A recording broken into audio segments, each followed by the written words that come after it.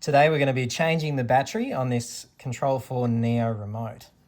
So the first thing you need to do is switch the remote control off. So you press and hold the power button, and then on the screen you can touch power off.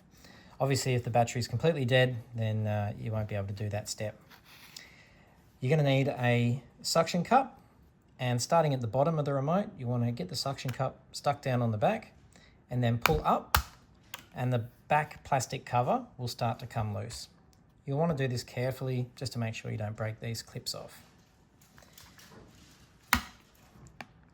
Usually it takes about 3 times to do it here, beginning, middle and end. And you can put that aside. So inside you can see the batteries here. The battery's held in with some tape. So what you're going to need to do is get a little tool for leverage. I like this little plastic thing, and just slowly work your way across the battery so that you get it unstuck, just like that. Next, you're going to need to want to unplug this connector here.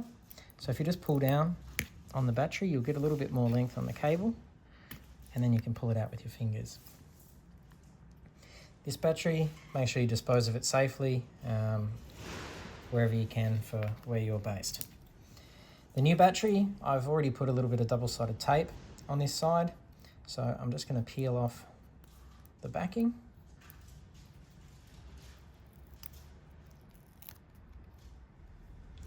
Then turn it over. You're going to want to plug in this connector first.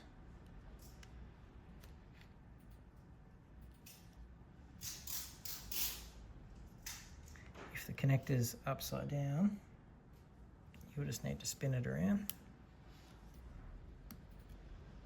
Like that. You want to make sure that the connector is in there nice and flush. Next, you want to sit the base of the battery in first to make sure that it touches on that end, and then press it down so that then your double-sided tape can hold it in place.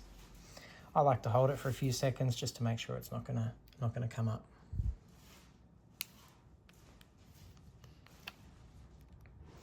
When you wiggle the battery, you shouldn't get any movement from that battery. When you wiggle the remote, you shouldn't get any movement from that battery at all.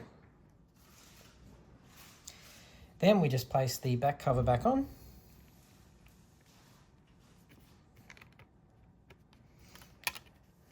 I like to start by getting, say, the bottom clip in first and lining it up, and then working my way along, just placing some pressure on the outside and then popping the clips in. So pressure on the outside, pop the clips in. That makes sure you don't break any.